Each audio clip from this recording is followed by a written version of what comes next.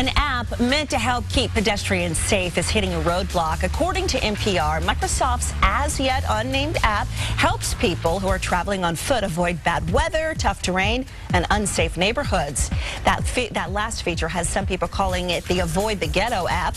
Critics argue it reinforces stereotypical views of certain races and socioeconomic classes.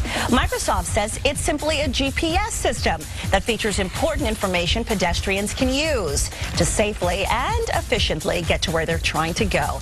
What are your thoughts on this app? Is it helpful, or does it cast a negative shadow on certain neighborhoods and the people who live there? And we have Lady Law from 1015 Jams here to weigh in with her opinion. What do you think? A lot of people were saying, what's the big deal? Yeah, I was kind of feeling that way too, and I did my research on it, and it said that it was based on crime statistics and things like that. And I know that they were saying that, well, okay, you can link race and bad neighborhoods together and whatnot, but using the information they're doing on this app, it's criminal statistics. So I don't see what the big deal is. If you don't want to go to a certain area, it's kind of nice for somebody to tell you, hey, avoid that street, go another way. A lot of people who have businesses in those neighborhoods, though, say this is an economic hit for us, because if people are trying to find a restaurant or a certain business and their GPS tells them no and navigates them away, it's an economic hurt for a lot of these small businesses who rely on this traffic. But I would think if you're in walking distance of one of these neighborhoods, this is really of any use to you.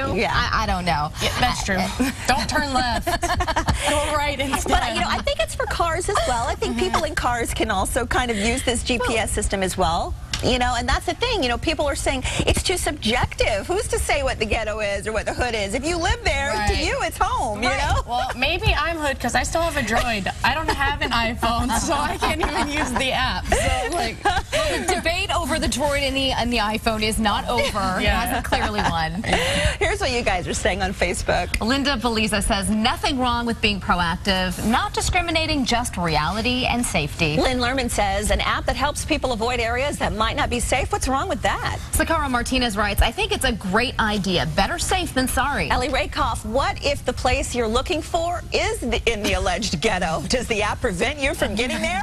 And that's what a lot of people are saying. If I'm looking for a soul food restaurant, or if I'm looking for an Italian restaurant, or something in an area that people consider the hood, it's not going to send you to my business. And more importantly, you won't get that meal.